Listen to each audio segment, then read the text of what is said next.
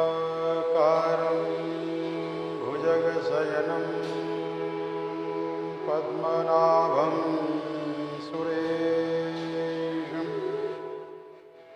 विश्वाधारं गगनसदृशं मेघवर्णं शुभांगं लक्ष्मीकान्तं कमलनयनं योगिभिर्ध्यानगम्यं वन्दे विष्णुं भवभयहरं सर्वलोकैकनाथं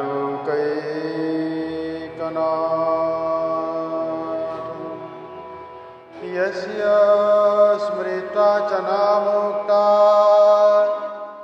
तपो यज्ञक्रियादिषु न्यूनं सम्पूर्णतां याति सद्यो वन्दे तमच्युतम्। अयोध्या मथुरा माया काशी कांची अवंतिका पुरी द्वारावती चैव सप्तैते मोक्षदायका। ॐ शान्ति शान्ति शान्ति।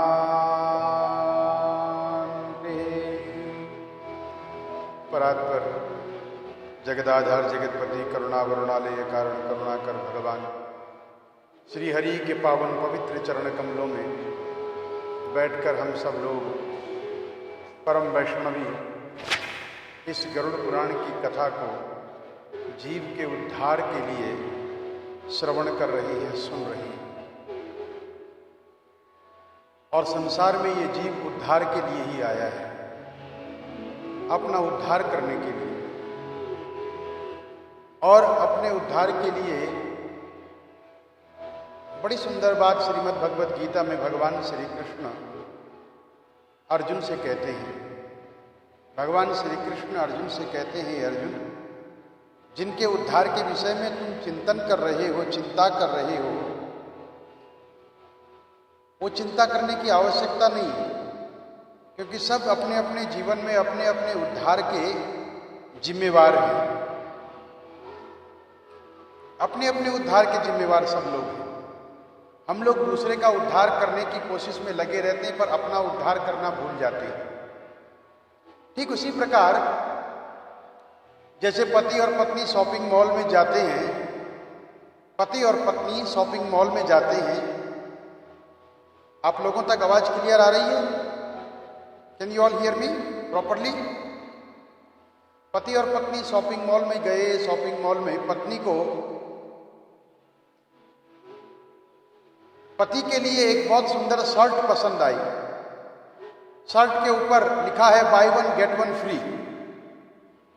पत्नी ने 2 शर्ट कैसे कैसे करके चूज की, पसंद की, ये सोच करके ये शर्ट मेरे पति पे बहुत अच्छी लगेगी। जब वो शर्ट लेकर के पति के पास गई तो पति ने सबसे पहले उस शर्ट का बगैर कलर देखे हुए उसके प्राइस टैग को देखा। प्राइस टैग को देखने के बाद पति कहता है, नहीं, very expensive, I have so money at home, this shirt is very expensive, I can not, no ला, I don't want, this colour doesn't suit me. और पति वो शर्ट लेने से मना कर देता है। पत्नी भी अपना मन मार के वो शर्ट वहीं पर रख देती है, आगे जाती है। दूसरे काउंटर में उन्हें एक और बड़ी सुंदर शर्ट दिखाई देती है और पत्नी वो शर्ट उठाती है। यहां पर कोई भी by one get one free का कोई ऑफर नहीं है, एक ही शर्ट है। पति से कहती है, देखो ये शर्ट कितना सुंदर है, ये बेटे पे अच्छा लगेगा ना, ये बेटे पे अच्छा लगेगा ना। अब पति प्राइस टैग नहीं देखता, अब पति प्राइस टैग नहीं देखता। विदाउट, बिना देखे प्राइस टैग को पति कहते यस बाय 2 ला, डोंट बाय 1, बाय 2। बेटे पे अच्छी लगेगी, सुंदर लगेगा, बेटे के लिए खरीदा, बेटी के लिए खरीदा, ग्रैंड चिल्ड्रन के लिए खरीदा, लेकिन अपने लिए नहीं खरीदा। क्यों? मेरे पास बहुत हैं, मेरी उम्र भी नहीं है, एंड आई डोंट वांट। होता है या नहीं होता? जरूर होता है। इसी तरह से हम दूसरे के जीवन को सुधारने में लगे हुए हैं, लेकिन अपने जीवन को नहीं सुधार पाते। सेल्फ डेवलपमेंट इसी का नाम है। I am not saying that go and buy a new shirt, expensive shirt for yourself. मेरा कहने का मीनिंग यह है कि अपने उद्धार के बारे में सोचो।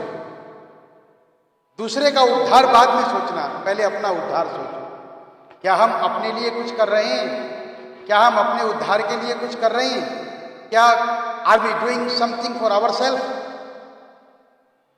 क्या हम अपना डेवलपमेंट कर रहे हैं?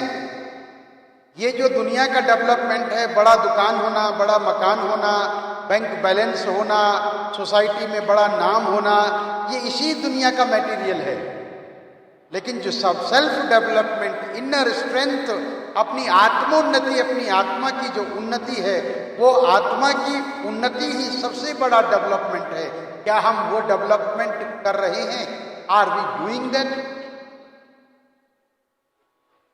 यही गरुड़ पुराण सिखा रही है दोनों के लिए। एक उसके लिए जो मृत आत्मा है, जिसकी मृत्यु हो चुकी है, सेल्फ रियलाइजेशन। एक हम लोग जो बैठ करके सुन रहे हैं। और ये गरुड़ पुराण ऐसा अद्भुत पुराण है, ऐसा वैष्णव पुराण है। इस गरुड़ पुराण में किसी और का कोई कन्वर्सेशन नहीं है। अगर हम ये कहें कि किसी और का कोई बहुत बड़ा कन्वर्सेशन है, वो नहीं है। इस गरुड़ पुराण में जितना भी कन्वर्सेशन है, ये सिर्फ और सिर्फ भगवान विष्णु और गरुड़ के बीच में है।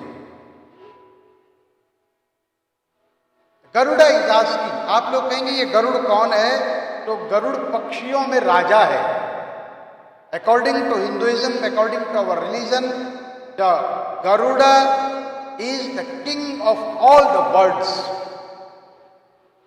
जिसको आप लोग शायद हेलांग भी कहते हैं, ईगल, गोल्डन ईगल।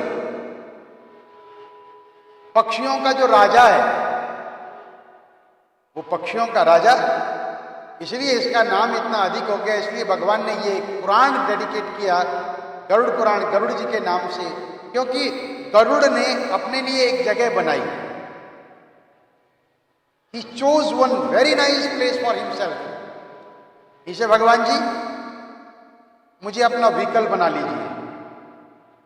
कितना चतुर है गरुड़, जो भगवान के चरणों के नीचे हमेशा बैठा रहना चाहता है, जो भगवान को हमेशा अपने ऊपर बैठा करके रखना चाहता है। क्या हमारे ऊपर भी भगवान बैठते हैं? क्या हमारे ऊपर भगवान बैठे हैं? जिसके ऊपर भगवान बैठ जाते हैं उसका उद्धार हो जाता है। जिसके ऊपर काल बैठ जाता है वो बीमार हो जाता है। जिसके ऊपर भगवान बैठ जाते हैं उसका उद्धार हो जाता है। जिसके ऊपर काल बैठ जाता है वो बीमार हो जाता है। इसलिए हमारे ऊपर काल न बैठने पाए, ताकि ये मानसिक बीमारियां हमारे अंदर ना आए। शारीरिक बीमारी और मानसिक बीमारी, physical illness and mental illness, इन दोनों में सबसे बड़ी क्या है? तो का मेंटल इलनेस। मानसिक बीमारियां हम लोगों को ज्यादा है, शारीरिक बीमारियां कम हैं, मानसिक बीमारियां ज्यादा हैं। इसलिए गरुड़ पुराण सुनने की आवश्यकता है कि मेंटल इलनेस से हम लोगों को बचाने के लिए ऐसे ही पुराण हैं। इन पुराणों को किस किस समय पर सुनना चाहिए? का जब कोई विशेष बीमारी हो जाती है तब विशेष दवाई खाई जाती है। जब छोटी मोटी तकलीफ आप लोगों को होती है तो एक सेरेडॉन, एक आप लोग जो दवाई खाते हैं, जो हमेशा अपने बैग में रखते हैं, पर्स में रखते हैं, क्या नाम है उसका? बादाम। बादाम खाते नहीं है, बैग में बादाम नहीं मिलेगा, आलमंड। लेकिन वो पिल्स जरूर सबके बैग में होगी। क्या नाम है उसका?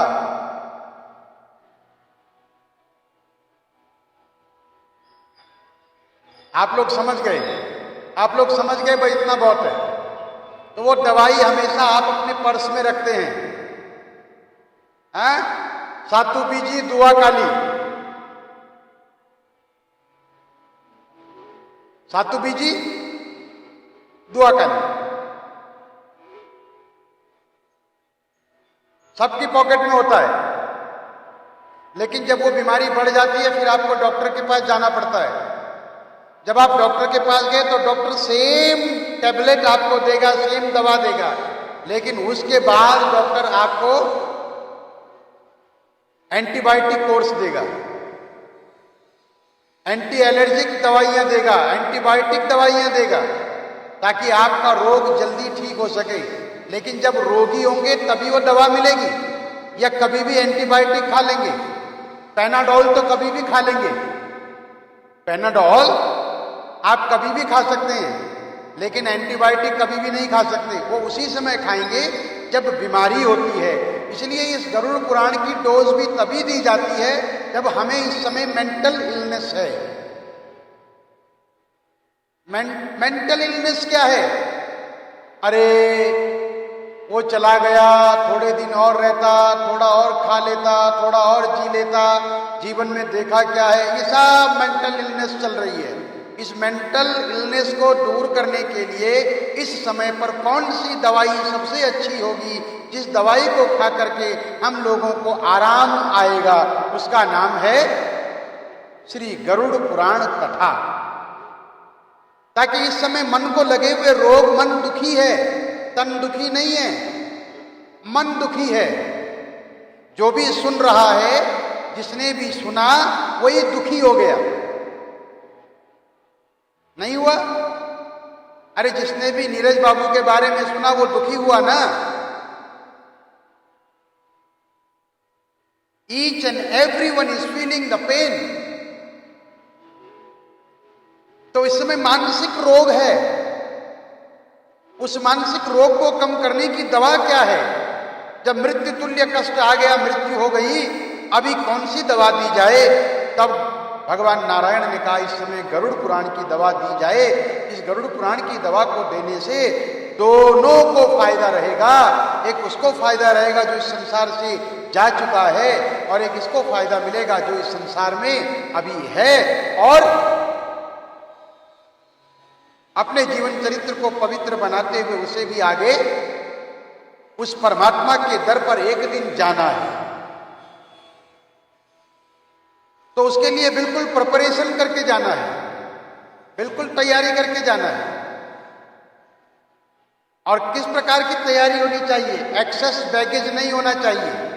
गरुड़ पुराण ये समझा रहा है कि एक दिन हम सब लोगों को यमराज के उस फायर क्राफ्ट में बैठ करके आपके देश से दूसरे देश में जाना होगा, तो आप लोग क्या लेंगे? एयरक्राफ्ट। लेकिन जब इस दुनिया से दूसरी दुनिया में जाना होगा तब कौन से क्राफ्ट में बैठ करके जाएंगे? उसका नाम है फायर क्राफ्ट, अग्निवाहन। हर इंसान को, हर हिंदू को आखिरी में एक जहाज मिलता है। उस जहाज का नाम है अग्नि संस्कार, अंतिम संस्कार।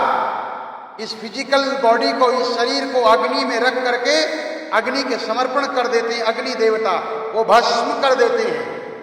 तो फायर क्राफ्ट से जाना है, लेकिन जाते वक्त काम क्या करना है? तब जाते वक्त काम ये करना है कि उसमें एक्सेस बैगेज नहीं होना चाहिए। जितना कम सामान होगा उतना अच्छा रहेगा। जितना कम सामान होगा उतना अच्छा होगा, जितने कम बैगेज होंगे, जितना कम लगेज होगा उतना अच्छा होगा। अब वही लगेज मनुष्य जब जाता है इस दुनिया को छोड़ करके तो एक्सेस बैगेज लेकर के जाता है, 5 बैग लेकर के जाता है। पहला वो बैग है काम का, टू मच ऑफ लस्ट। दूसरा बैग है क्रोध का, टू मच ऑफ एंगर। तीसरा है लोभ, टू मच ऑफ ग्रीड। मोह, टू मच ऑफ अटैचमेंट। अहंकार, टू मच ऑफ ईगोइस्टिक। अब ये 5 बैगेज हैं जो फुल भरे हुए हैं और कैपेसिटी नहीं है। आपको सर्टन किलोग्राम का एक पैकेज मिलता है, इतना आपके पास बैगेज होना चाहिए, लेकिन इंसान बैगेज ले ले करके भर भर करके जाता है। बाबा कबीर दास से पूछा गया, कबीर दास शमशान के किनारे रहते थे। बाबा कबीर से पूछा, कबीर तुम शमशान के किनारे रहते हो, पास रहते हो, रोज चिताओं को जलते हुए देखते हो, तुमने कभी किसी को यहां वापिस आते हुए देखा? कबीर बाबा बड़ी सुंदर बात कहते हैं। कबीर बाबा कहते हैं कि उठते को न बहुरा जाते पूछूं ढाए, उठते को न बहुरा जाते पूछूं ढाए, इतते सब ही जात हैं भार लदाए लदाए। कबीर बाबा ने कहा वहां से आज तक कोई भी वापिस नहीं गया। जिसके शरीर को आग लगा दी गई वो उसका भस्म हो जाता है, वो फिर वापिस नहीं आता। मैंने किसी को वहां से वापिस आते हुए नहीं देखा, लेकिन हाँ मैंने यहां से लोगों को जाते हुए देखा है। कैसे देखा है? भार लदाए लदाए, too much of excess baggage they are carrying in the life. तो सबसे अच्छा सफर करना क्या? जितना ज्यादा कम वजन हमारे पास हो। यही गरुड़ पुराण सिखा रहा है। इस संसार से जाना है, प्रैक्टिस यही रखनी है। जितने कम बैगेज हो, जितना कम लगेज हो, जितना कम काम क्रोध मोह लोभ अहंकार आए माइन हो, उतना अच्छा रहेगा। अब हम लोग क्या कर रहे हैं? अब हम लोग भी प्रार्थना कर रहे हैं, और प्रार्थना में बड़ी शक्ति है। प्रार्थनाओं में बड़ी शक्ति है। हमारे सारे वेद पुराण शास्त्र प्रार्थनाओं की शक्ति से अटे भरे पड़े हैं। श्रीमद् भागवत महापुराण की हम यदि यहाँ पर वर्णन करें, गणना करें, तो श्रीमद् भागवत महापुराण में जब आत्मदेव आत्महत्या करने के लिए जा रहे हैं, स्वयं को मारने के लिए जा रहे हैं, उन्हें एक संत के दर्शन हुए, और संत के दर्शन के कारण, संत के आशीर्वाद के कारण, संत की प्रार्थनाओं के कारण आत्मदेव को पुत्र की प्राप्ति होती है। और 2 प्रकार के पुत्र की प्राप्ति होती है आत्मदेव को, उस फल के प्रसाद से, उस प्रार्थना के प्रसाद से। एक तो परम तपस्वी तेजस्वी पुत्र प्राप्त हुआ जिसका नाम गोकर्ण रखा गया, और दूसरा पुत्र पैदा हुआ जिसका नाम धुंधकारी रखा गया। ये दोनों योग संतान हैं, परंतु एक बिगड़ गया है, एक सुधर गया है। एक के पास गौ के पूरे गुण हैं और दूसरे के पास बहू के पूरे गुण हैं। एक के पास गौ के गुण हैं,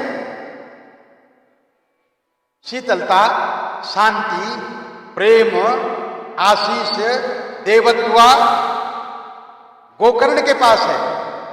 और धुंधकारी के पास धुंधली का जितना भी लोभ क्रोध मद मोह मात्सर्य है वो धुंधकारी को प्राप्त होता है। अर्थात हमारे जीवन में किस प्रकार की संतान हमें प्राप्त होती है, ये हमारे कर्मों के द्वारा निर्धारित होता है। तो गरुड़ पुराण यही समझाता, सिखाता और सुनाता है कि याद रखिएगा, हमारे जीवन में किसी प्रकार से ऐसा हमारे पास बहुत अधिक सामान न हो जिसके कारण हमें यात्रा करने में दुर्लभता हो, सुलभता ना हो। इसीलिए आज हम सब लोग बैठ करके उस दिव्य आत्मा के लिए निरंतर प्रार्थनाएं कर रहे हैं, एक हो करके, एक बन करके। अनन्या चिंतयन्तो माम ये जना पर्युपासते तेषां नित्य अभियुक्तानां योगक्षेमं वहाम्यहम् अनन्य चेता। किसी और का ध्यान नहीं कर रहे हैं इस समय, किसी और के लिए नहीं मांग रहे हैं इस समय, अपने लिए नहीं मांग रहे हैं इस समय। इस समय हम एक ही अनन्य भाव से, किसी दूसरे भाव से नहीं, एक ही भाव से, एक ही कार होकर के एक ही आत्मा के लिए प्रार्थना करते हैं।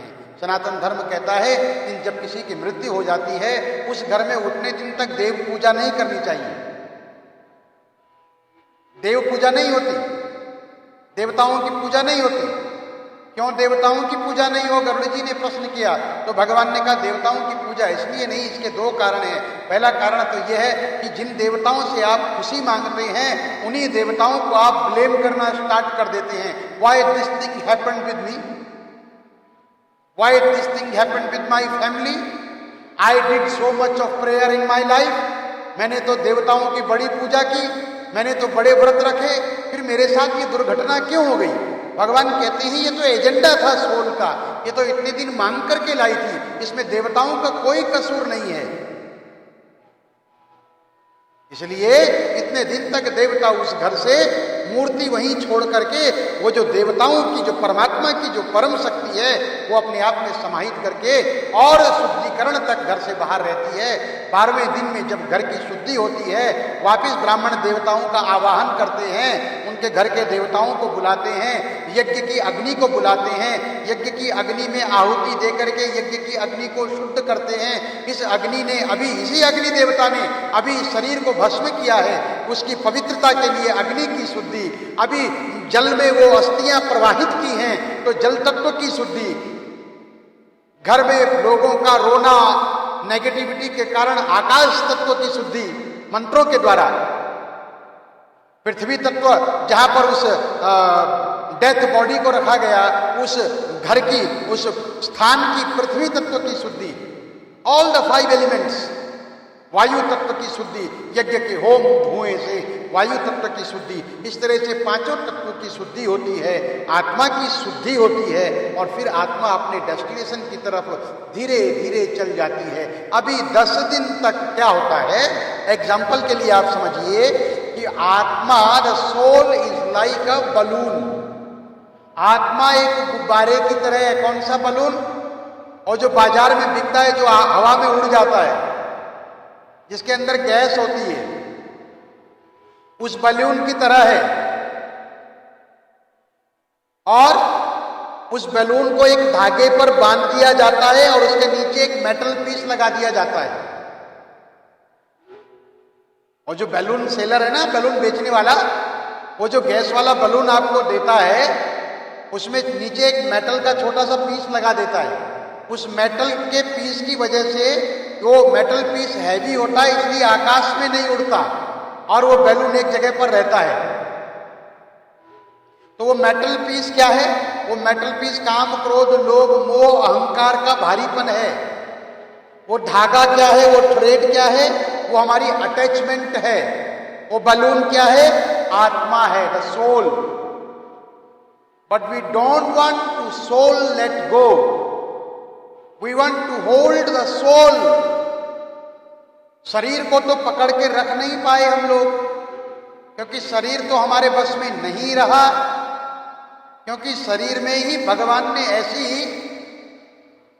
अद्भुत रचना बनाई है कि शरीर को यदि इसमें दुर्गंध ना आए, इसमें अगर स्मेल ना आए, तो लोग इस मरे हुए शरीर को घर से बाहर नहीं ले जाएंगे। इसलिए भगवान ने इस शरीर पर दुर्गंध पैदा कर दी। तो उसके लिए क्या करना? बोले जल्दी जाकर के बॉडी को क्रीमेट कर देना, अग्नि संस्कार कर देना। उस संस्कार का नाम है अंतिम संस्कार, द लास्ट रिचुअल, अंतिम संस्कार। तो ये जो हमारा गरुड़ पुराण है, ये गरुड़ पुराण इन्हीं सब बातों के ऊपर ध्यान केंद्रित करता है कि अब उस आत्मा को हमें जाने देना है। हम जब शरीर को नहीं पकड़ पाए तो आत्मा भी हमारी पकड़ में नहीं है। श्रीमद् भगवद गीता भगवान श्री कृष्ण न जायते म्रियते वा कदाचिन् नायं भूत्वा भविता वा न भूयात् अजो नित्यं शाश्वतोऽयं पुराणे न हन्यते हन्यमाने शरीरे। के काटे कटे न जारे जरे सूखे पवन न डूबे मारे नित्य सदाए आत्मा जानो ये विचार युड मन ठानो। काटे कटे न जारे जरे, ये आत्मा न काटने से कट सकती, न जलाने से जल सकती, न हवा इसे उड़ा सकती, न अग्नि से जला सकती। नित्य सदा ये आत्मा जानो ये विचार युद्ध मन ठानो। इस आत्मा को ही समझो, ये आत्मा ही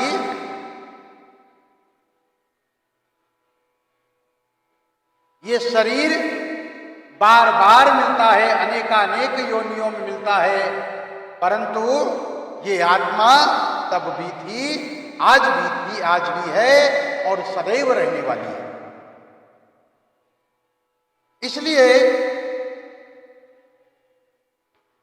इसलिए ये गरुड़, अब तुम और अधिक क्या सुनना चाहते हो? गरुड़ ने कहा, प्रभु फिर तो आपने बड़ी सुंदर बात हमें बताई, परंतु प्रभु आप ये बताइए कि हमारा जन्म किस प्रकार होता है और जन्म के क्या कारण हैं, किन कारणों से मनुष्य जन्म लेकर के इस संसार में आता है। कल आप लोगों के साथ ये बात की गई थी कि जीव गर्भावस्था में किस प्रकार से आता है, कि कथम उत्पद्यते मातुर जठरे नरका गता। गरुड़ जी पूछ रही हैं, गर्भादि दुखम जन भुक्ते तन्मे कथव केशवा। हे केशव, आप मुझसे बताइए कि माँ के गर्भ में किस प्रकार से ये जीव आता है। तब भगवान ने कल आप लोगों के साथ निवेदन किया था कि भगवान कहते हैं, विष्णुरुवाच, भगवान श्रीहरि कहते हैं कि स्त्री पुंसो प्रसंगेना निरुद्धे सुप्रशोणिते यथायं जायते मृत्यस्तथा वक्षाम्यहं तव। कैसे यह जीव माँ के गर्भ में आता है वो मैं तुम्हें बताता हूँ। ये कल आप लोगों के साथ निवेदन किया था, कैसे उस जीव का डेवलपमेंट होता है। आप लोग सुन पा रहे हैं?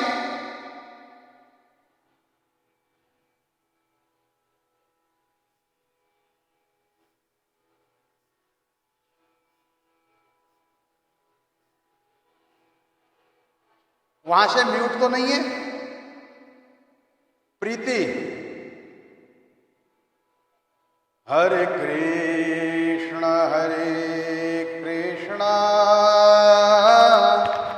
कृष्ण कृष्ण हरे हरे, हरे राम राम राम हरे हरे। हरे कृष्ण कृष्ण कृष्ण हरे हरे, हरे राम अब आ रही आवाज? राम राम हरे हरे। मेरा माइक्रोफोन अंदर से बंद तो नहीं है? वहां से प्रीति चेक करें प्लीज।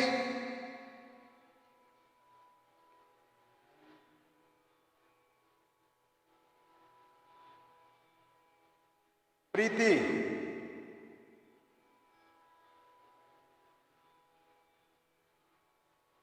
मेरा माइक्रोफोन आपकी तरफ से बंद तो नहीं है?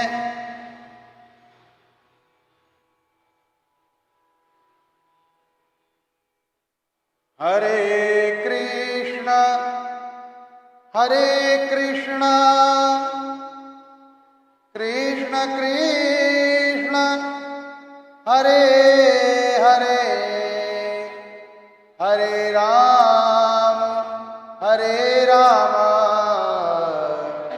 राम राम हरे हरे। हरे कृष्ण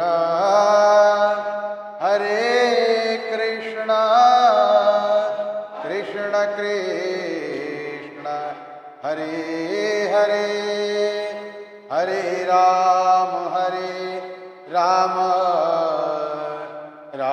राम हरे हरे। गोविंद बोलो हरि गोपाल बोलो राधा रमण हरि गोविंद बोलो हरि गोपाल बोलो राधा रमण हरि गोविंद बोलो। हरे कृष्णा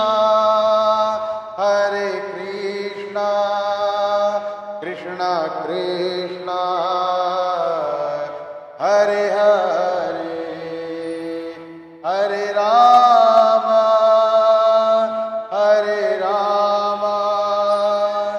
राम राम हरे हरे हरे कृष्णा कृष्ण कृष्ण हरे हरे हरे राम राम राम हरे हरे।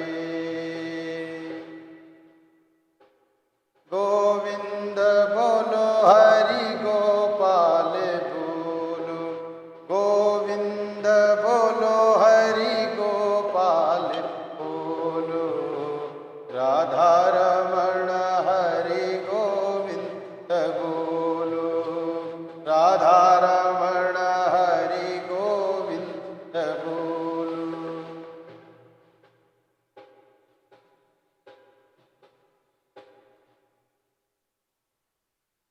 श्री कृष्ण गोविंद हरे मुरारी हे नाथ नारायण वासुदेव। श्री कृष्ण गोविंद हरे मुरारी हे नाथ नारायण वासुदेव। हे नाथ नारायण वासुदेव हे नाथ नारायण वासुदेव। आवाज आ रही है? हे नाथ नारायण वासुदेव हे नाथ नारायण वासुदेव।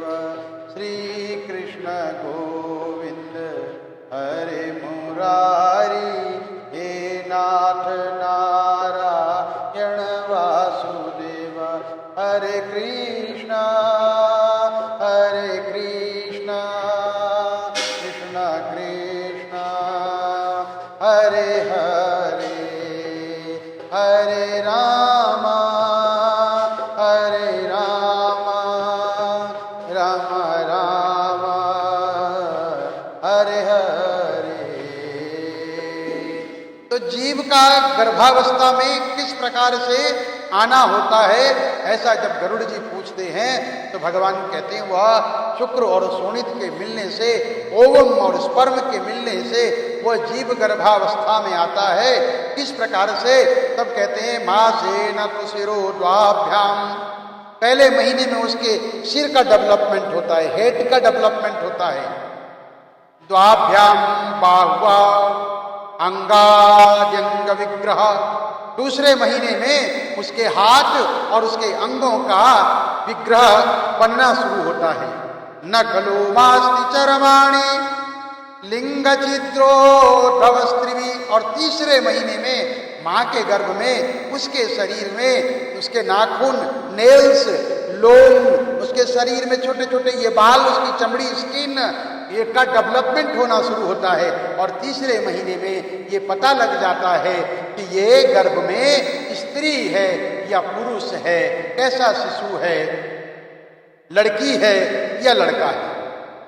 चतुर्भिर्धातव सप्त, चौथे महीने में इन 4th मंथ 7 धातुएं उसकी पैदा होती हैं और उसके बाद उसे भूख लगना स्टार्ट होती है।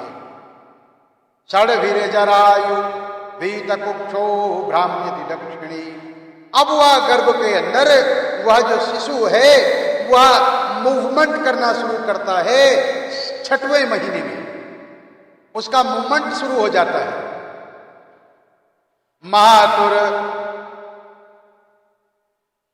मातुर जगधान पानाद्यै तद्धातुर सम्मते चेते वीणमूत्रयोर्गते सा जंतु संभवे। अब माँ के गर्भ में जैसा माँ खाती है, जैसा माँ रहती है, जैसा माँ पीती है, उसी अन्न के द्वारा वह 7 धातुओं वाला विष्ठा और मूत्र के दुर्गंध युक्त उस गड्ढे में, उस गर्भाशय में सोता है। कहते हैं वहां उसे कृमि भी क्षत सर्वांग सौकुमार्या प्रतिक्षणम। कृमि उसे उस गर्भाशय में बार बार काटते हैं। बहुत अधिक क्लेश के कारण वह कई बार मूर्छित भी हो जाता है। माँ जैसा अन्न खाती है, खट्टा, मीठा, रूखा, तीखा, जैसा भी अन्न खाती है, उस अन्न को खाने के कारण उसके सारे अंगों में वेदना होती है। इसलिए पुराने लोग बहुओं को ज्यादा खाने के लिए, कड़वा खाने के लिए, ज्यादा खट्टा खाने के लिए मना करते थे और इसलिए संतान उत्तम होती थी। आज क्या खाना है, क्या नहीं खाना, कैसा खाना है, कैसा नहीं खाना, इसका भेद नहीं होता। इसलिए आज की संतान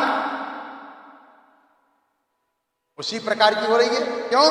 जैसा खाएं अन्न वैसा होवे मन। गरुड़ जी ने कहा प्रभु फिर आगे 7वें महीने की बात तो बताए। 7वें महीने में क्या होता है?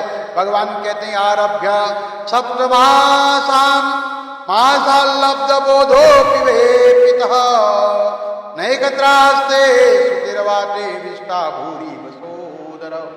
7वें महीने में उसे और जितने भी उससे इसके पहले जन्म हुए हैं उन जन्मों का ज्ञान हो जाता है। इससे पहले जितने जन्म हुए हैं सब जन्मों का ज्ञान हो जाता है कि मैंने कौन से जन्म में कौन सा पाप किया, कौन से जन्म में कौन सा अच्छा कार्य किया। अब वो एक स्थान पर नहीं ठहर पाता। अब उसका मूवमेंट और ज्यादा तेज हो जाता है। माँ के गर्भ में वो ऊपर नीचे चलना शुरू कर देता है, घूमना शुरू कर देता है, उसकी मूवमेंट स्टार्ट हो जाती है और उसके बाद जीव माँ के गर्भ में बड़ी सुंदर स्तुति करता है। इसे कहते हैं गर्भ स्तुति, गर्भ में भगवान की स्तुति करना। श्रीमद् भागवत महापुराण में भी यह प्रसंग है और गरुड़ पुराण में भी यही प्रसंग है कि किस प्रकार वह जीव जो माँ के गर्भ के अंदर है स्तुति कर रहा है, लेकिन जैसे ही गर्भ के बाहर आया सारी स्तुति भूल जाता है। अब तो हमारा बच्चा इतना तेज हो गया है कि वो ट्विंकल ट्विंकल लिटिल स्टार की पोयम गाता है और लोग अपने घर वालों को जब बाहर से कोई मेहमान आता है तो कहते हैं बेटा वो वाली पोयम सुनाना, twinkle twinkle little star how I wonder what you are. और तालियां बजती हैं, बच्चा गाता है, लेकिन कोई भी अपने बच्चे को ये नहीं कहता जरा एक बार गायत्री मंत्र सुना दीजिए। कोई ये नहीं कहता कि एक बार हनुमान चालीसा सुना दीजिए। कोई ये नहीं कहता कि एक बार रामायण की कोई एक चौपाई सुना दीजिए। ये हम हिंदुओं का बेड़ा गर्क नहीं तो और है क्या? इसके लिए ही तो गरुड़ पुराण बना है। 7 जन्मों की निरंतर याद उसे आती है और हर जन्म की याद में वो रोता है और प्रार्थना करता है भगवान से, गर्भ स्तुति करता है। श्रीपति जगदाधारम अशुभ क्षय कारकम। हे श्रीपति, हे जगदाधार, हे अशुभों को दूर करने वाले, हे शुभ करने वाले, व्रजामि शरणम विष्णु शरणागत वत्सल। हे विष्णु, मैं आपकी शरण में हूं प्रभु, मैं आपकी शरण में हूं प्रभु, मुझे बचा लीजिए प्रभु, मुझे बचा लीजिए। तनु माया मोहिता देहे, तुम्हारी माया के कारण ही जब भी इस देह में आया, इस शरीर में आया, मैं फंस गया। कहां फंस गया? देहे तथा पुत्र कलत्र के, अपने शरीर में। मेरा शरीर, I am very good looking, very handsome, अपने शरीर के प्रति। पुत्र है मेरा बेटा, मेरा नाम करेगा रोशन, जग में मेरा राज दुलारा। पुत्र कलत्र के, मेरी पत्नी। अहम ममाभिमानी न, मैं और मेरे के अभिमान के कारण गतो हम नात्र संस्मृति, हे नाथ, मैं आपकी संस्मृति, मैं आपको भूल गया, आपको बिसर गया, मैं और मेरे के अभिमान में। वो गर्भ जीव में 7वें महीने में प्रार्थना कर रहा है, इसीलिए तो 7वां महीना बड़ा कॉम्प्लिकेटेड माना जाता है हमारे सनातन धर्म के अनुसार भी और मेडिकल साइंस के अनुसार भी। इसलिए 7वें महीने में गोद भराई की रस्म की जाती है, गोद भरी जाती है, शुभ संस्कार किया जाता है। कृतम परिजनस्यार्थे मया कर्म शुभम। अब याद करता है, मैंने अपने परिजनों के लिए, अपने परिवार के लोगों के लिए शुभ और अशुभ दोनों प्रकार के कर्म किए। एकाकी तेन दग्धोहम, तब तो मैंने सबके लिए किया, लेकिन आज अकेला जल रहा हूं, मैं ही फल भोग रहा हूं। हे प्रभु, यहां से मुझे निकाल दीजिए। तस्मादत्र महादुखे स्थितोपि विगत क्लमा, उद्धरिष्यामि संसारात् आत्मानं ते पदाश्रय। अब जीव कहता है, भगवान एक बार यहां से या तो निकालो मत, मार डालो, और अगर निकालते हो तो उद्धरिष्यामि, अपना उद्धार करूंगा। उद्धरिष्यामि संसारात्, इस संसार से अपना उद्धार करूंगा, अपना उद्धार करूंगा, अपना उद्धार करूंगा। तो गरुड़ पुराण की ये कथा आत्म उद्धार की कथा है, जिस कथा को सुन करके हमें आत्म उद्धार करना है। तो बोलिए, मरने के बाद सुनेंगे, मरने के बाद गरुड़ पुराण करवाएंगे, या जीते जी ये न के न प्रकारेण गरुड़ पुराण की शरण में जाकर के इस पंक्ति को, इस श्लोक को याद करेंगे। इसलिए उद्धरिष्यामि संसारात् आत्मानं ते पदाश्रय, आपके चरणों की आश्रय लेकर के प्रभु, आपके चरणों की आश्रय लेकर के मैं अपना उद्धार करूंगा। I will buy a new shirt for myself, not only for my family. आत्मोद्धार की कथा है गरुड़ पुराण, डर की कथा, भय की कथा नहीं, आत्मोद्धार की कथा, अपने उद्धार करने की कथा। श्री भगवान वाच, अब भगवान कहते हैं, एवं कृत मतिर्गर्भे दशमाश्चास्तु मूर्षि। अरे गरुड़, इस तरह से 7वां महीना बीत जाता है, 8वां महीना आता है, 9वां महीना बीत जाता है, 10वां महीना आता है, 10th मंथ दशमासस्य। 10वां महीना जब आता है, तब ऋषिकल्प सद्य क्षिपत्यवाचीनम प्रसूत्यै सूति मारुतः। एक वायु, एक मारुत, एक हवा है जो स्त्री के गर्भ में रहती है।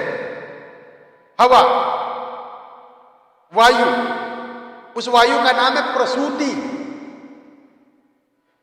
फिर से सुनिएगा, प्रसूति नाम की वायु जो स्त्री के गर्भ में रहती है, वो प्रसूति नाम की जो वायु है, उसके वैक्यूम के कारण, उसके प्रेशर की वजह से वो बालक धीरे धीरे शिरो मार्ग के द्वारा पहले शिर संसार में बाहर आता है।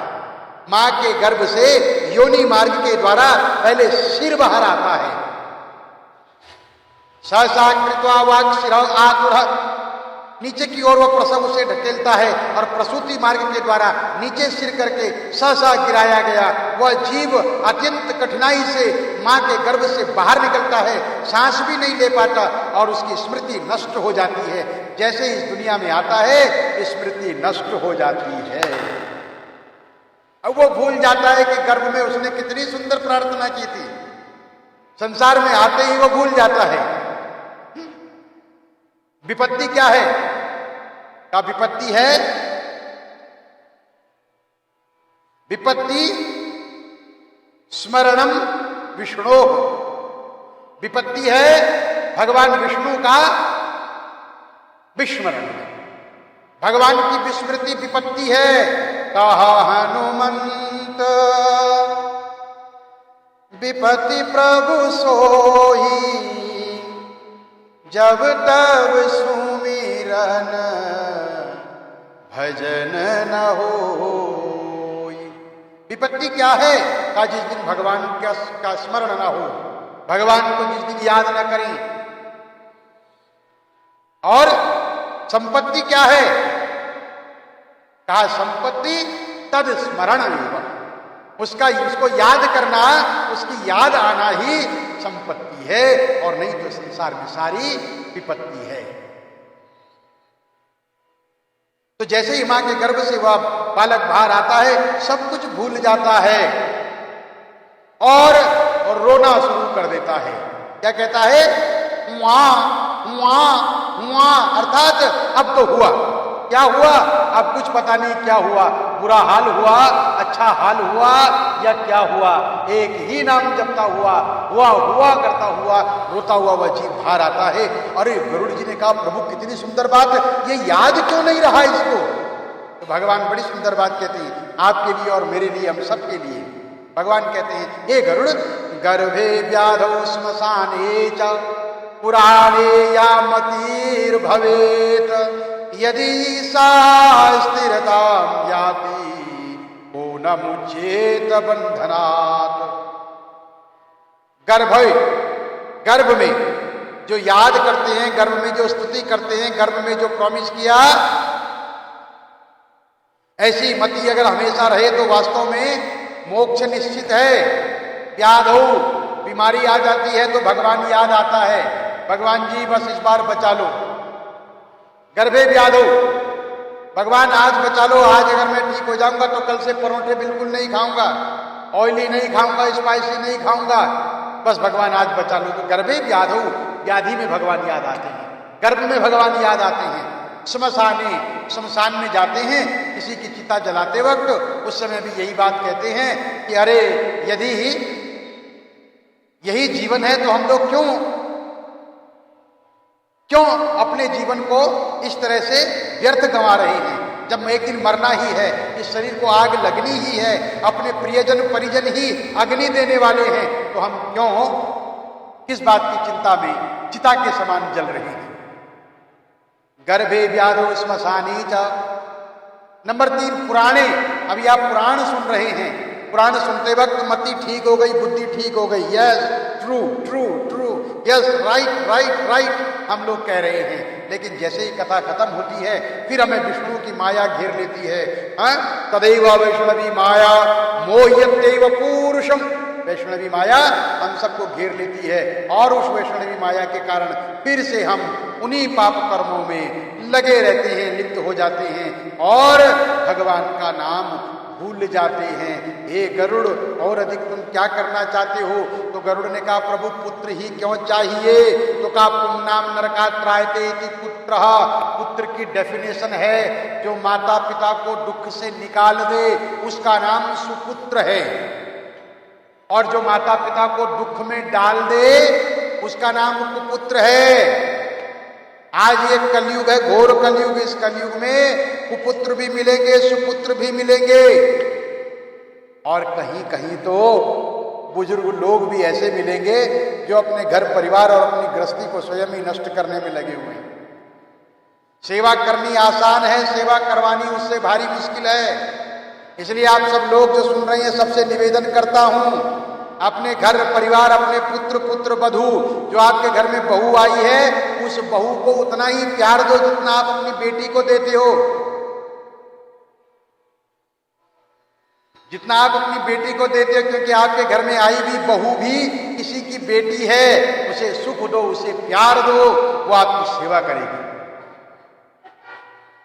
आप चाहते हो कि मेरा दामाद तो मेरी बेटी का बहुत ख्याल रखे, क्षमा करना, मेरा दामाद, मेरा son in law will take care of my daughter, but you don't want your son to do something good with his wife.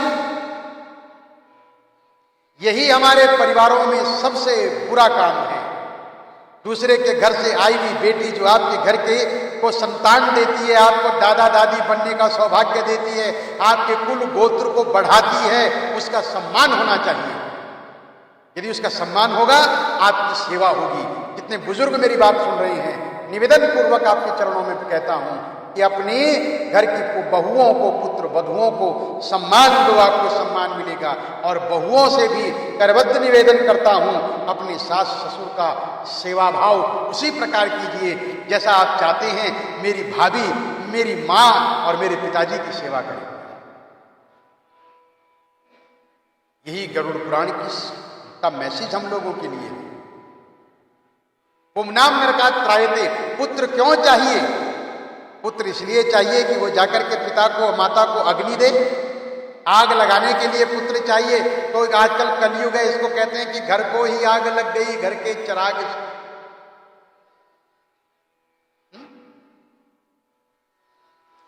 के बीत गए जो दिन वो जमाने नहीं आते, आते हैं नए लोग, पुराने नहीं आते। लकड़ी के घरों में चिरागों को न रखिए। अगर आपका घर लकड़ी का है, if you have wooden house, don't keep all the time lamp there. क्यों? कि लकड़ी के घरों में चिरागों को न रखिए, पड़ोसी भी तो अब आग बुझाने नहीं आते। बीत गए जो दिन वो जमाने नहीं आते, आते हैं नए लोग, पुराने नहीं आते। कि उन दरख्तों के नीचे है अपना भी बसेरा। हम लोग ऐसे पेड़ के नीचे रहते हैं कि अब ऐसे दरख्तों के नीचे है अपना भी बसेरा।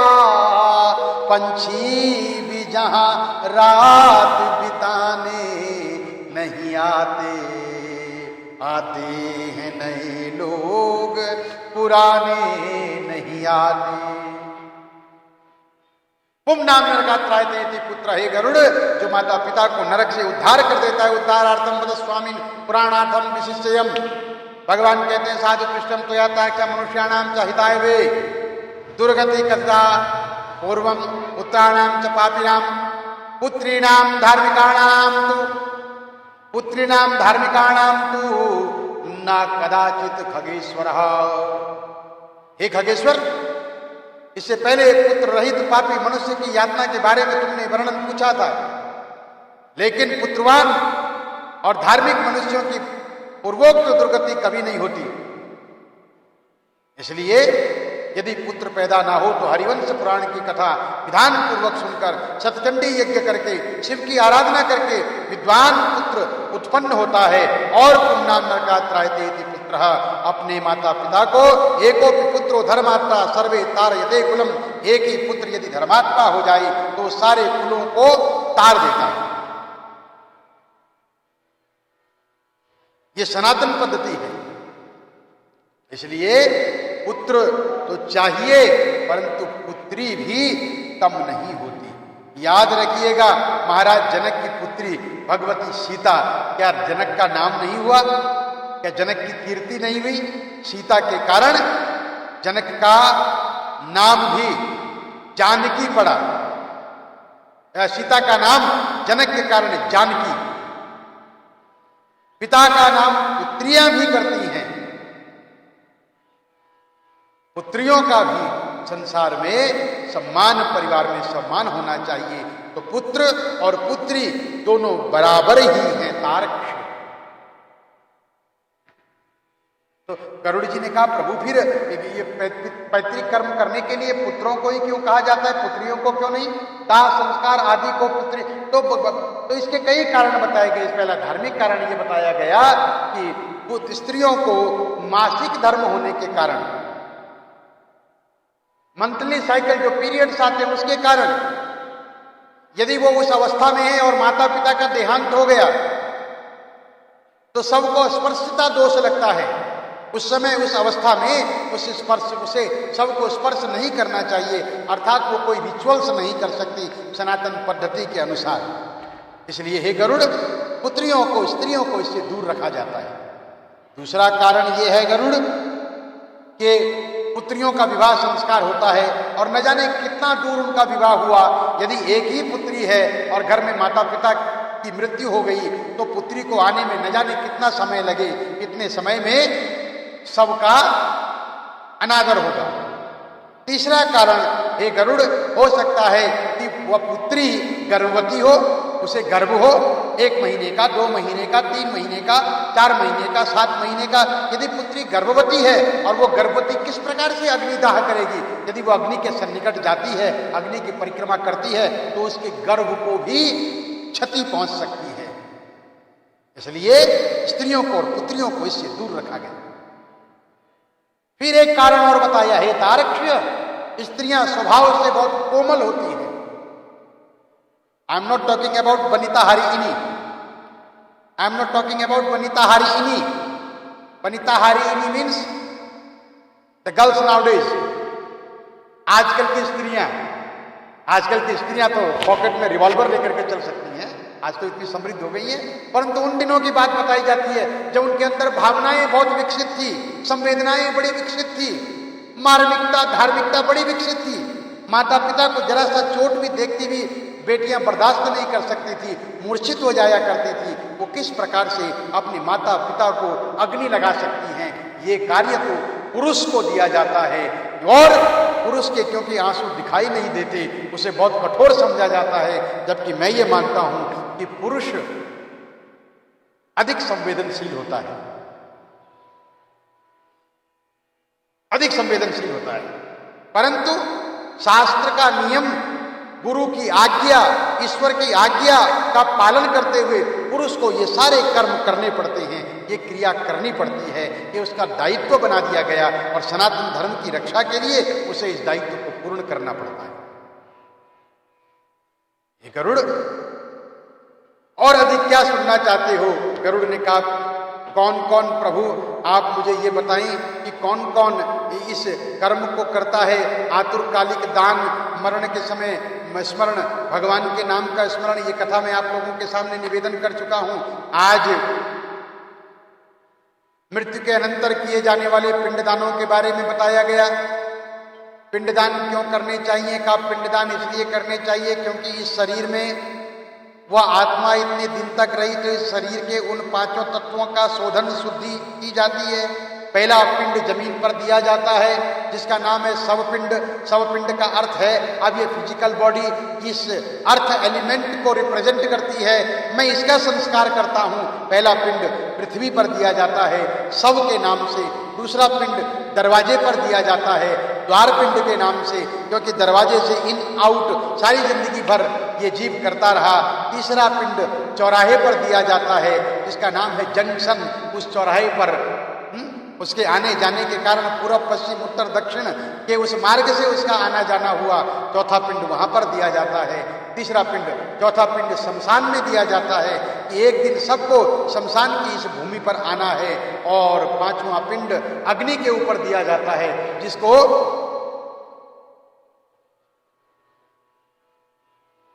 अग्नि देवता और अग्नि तत्व को साक्षी बनाकर दिया जाता है। 5 पिंड। 6वां जो पिंड है अस्थि संजय पिंड के नाम से जाना जाता है। गरुड़ जी ने कहा, प्रभु मैंने एक बात और सुनी है कि इसमें कौन कौन से दान किए जाते हैं। तो भगवान कहते हैं मृत्यु शैया दान, गाय का दान सबसे सुंदर हो कि किसी मृत व्यक्ति के निमित्त, या जीवित ही सनातनियों को चाहिए कि जीवन में एक बार तो गाय दान जरूर करें, अवश्य गाय दान करें। मृत शैया दान, बेडिंग जिसको हम लोग कहते हैं, गोदान, गाय दान करना, घट दान, घड़े का दान, और अष्ट महादान 8 प्रकार के महादान, जिसमें अन्न है, जिसमें लवण है, सबसे अधिक लवण दान किया जाता है। लवण मीन सॉल्ट, सॉल्ट जिसको आप लोग कहते हैं नमक हलाल, नमक।